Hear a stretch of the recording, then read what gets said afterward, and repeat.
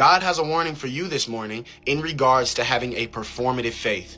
In the book of Matthew, in chapter 6, at verses 5 and 6, this is what the word of the Lord says.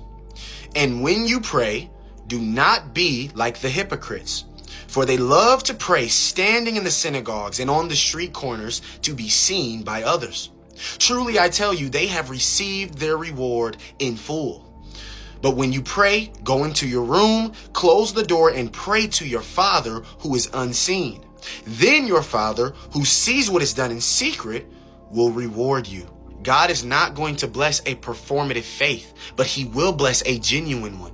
A performative faith is focusing on the outward actions, focusing on outward deeds for the approval of others, so that others can look at you in awe and in reverence, right? But you're not truly doing it to please the Lord, right? You're focused on receiving a reward here on earth that is carnal, that is fleshly, that is momentary, that is going to fade away.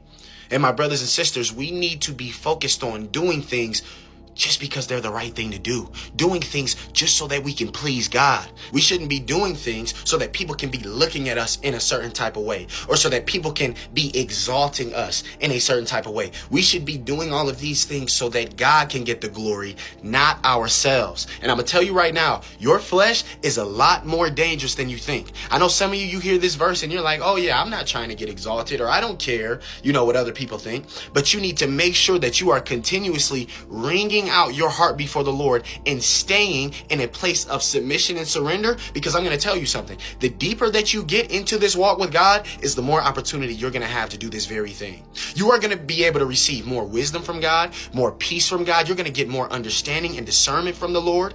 Most people out here are not reading their Bibles, and they have no idea what a relationship with Christ is like. So people are going to see you living a God-fearing life as you grow closer to the Lord. And I'm going to tell you something about your flesh. Your flesh is evil and it's not to be trusted. And your flesh will like that acceptance. Your flesh will like that applaud. Your flesh will like that human praise. And if you don't continuously strike a blow to your flesh and make it submit to God, you will fall victim to becoming prideful. It will happen.